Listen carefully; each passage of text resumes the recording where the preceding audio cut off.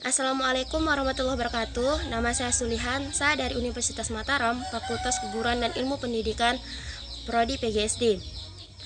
Di sini saya akan menjelaskan tentang metode penelitian kualitatif.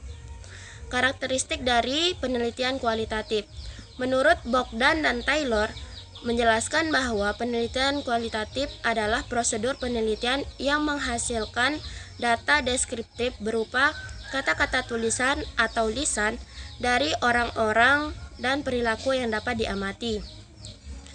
Penelitian kualitatif adalah pengumpulan data pada suatu latar alamiah dengan maksud menafsirkan fenomena yang terjadi.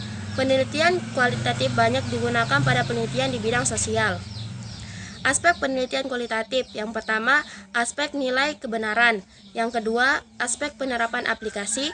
Yang ketiga, aspek dependabilitas dan konfirmabilitas. Perbedaan penelitian kualitatif dengan kuantitatif. Penelitian kuantitatif. Penelitian kuantitatif adalah penelitian yang dimaksud untuk mengungkapkan gejala secara holistik atau kontekstual melalui pengumpulan data dari latar alami dengan memanfaatkan diri peneliti sebagai instrumen kunci. Sedangkan penelitian kualitatif adalah suatu penelitian yang pada dasarnya menggunakan pendekatan deduktif atau induktif.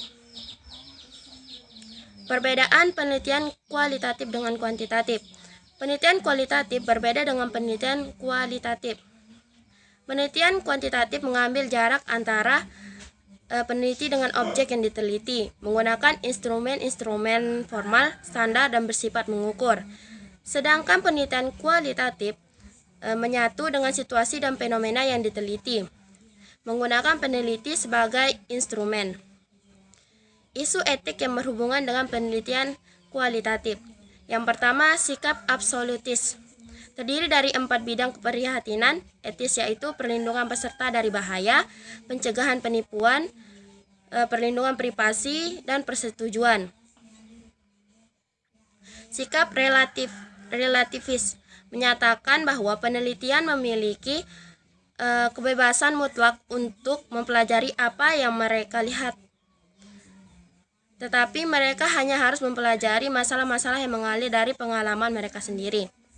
Dalam penipuan sikap, seorang penyelidik dapat menggunakan metode apapun yang diperlukan untuk memperoleh pemahaman yang lebih besar dalam situasi.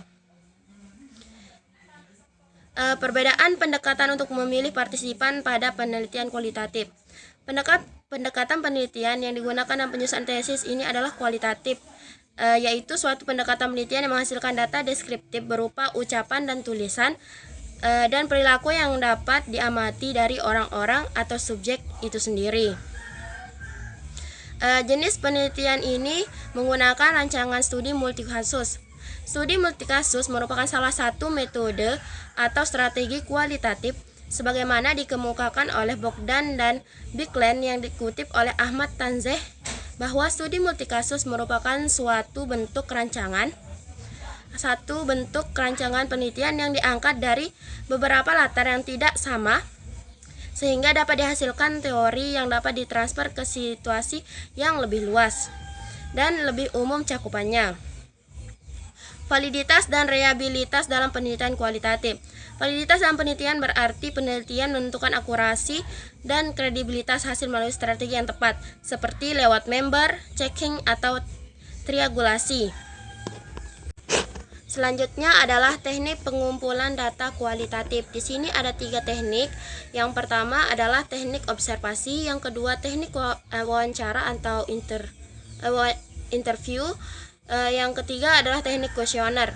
Yang pertama, teknik observasi. Teknik observasi adalah teknik yang melihat dan mendengarkan peristiwa atau tindakan yang dilakukan oleh orang-orang yang diamati, kemudian merekam hasil pengamatannya. Pada dasarnya ada 2 jenis metode observasi dalam penelitian, yaitu observasi partisipatoris dan non-partisipatoris. Selanjutnya adalah teknik interview. Adalah teknik di mana terdapat tanya jawab antara 2 pihak, yaitu pewawancara dan narasumber, untuk memperoleh data, keterangan, atau pendapat tentang suatu hal. Dan yang terakhir adalah teknik kuesioner. Teknik kuesioner adalah daftar pertanyaan yang dikirim kepada responden, baik secara langsung maupun tidak langsung. Kuesioner atau angket secara umum dapat berbentuk pertanyaan atau pernyataan yang dapat dijawab sesuai dengan bentuk angket. Selanjutnya, penelitian analisis dokumen atau analisis konten. Analisis isi atau konten analisis adalah penelitian yang bersifat pembahasan mendalam terhadap isu suatu informasi tertulis atau tercetak dalam media massa. Tujuan penelitian analisis konten. Kalau pada penelitian survei dikenal studi dokumen, yakni kajian yang menilik dalam isi suatu data, maka pada analisis isi juga demikian, menggunakan hipotesis formal atau hipotesis yang umum lazim digunakan dengan berstandar pada kebenaran terdahulu. Kemudian dengan kaidah-kaidah keilmuan lalu dianalisa dengan menggunakan bantuan teknik statistik modern, bisa juga dengan bantuan komputer atau teknologi. Adapun proses penelitian analisis konten, yang pertama merumuskan tujuan analisis, apa yang ingin diketahui lewat analisis isi. Yang kedua, konseptualisasi dan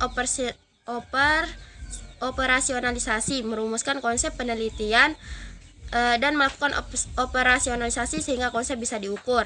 Yang ketiga, lembar coding atau coding set, menurunkan operasionalisasi ke dalam lembar coding. Lembar coding memasukkan hal yang ingin dilihat dengan cara pengukurannya. Terus yang keempat, populasi dan sampel. Yang kelima, training atau pelatihan. Yang keenam, proses coding. Yang ketujuh, perhitungan reliabilitas final. Dan yang terakhir adalah input dan analisis.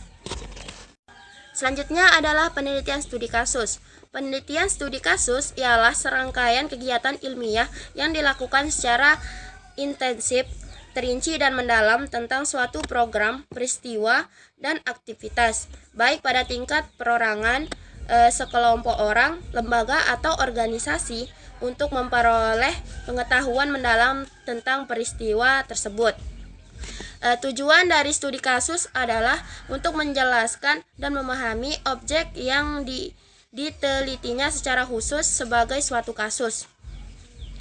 Karakteristiknya menempatkan objek penelitian sebagai kasus, memandang kasus sebagai fenomena yang bersifat kontemporer, dilakukan pada kondisi kehidupan sebenarnya, menggunakan berbagai sumber data, menggunakan teori sebagai acuan penelitian.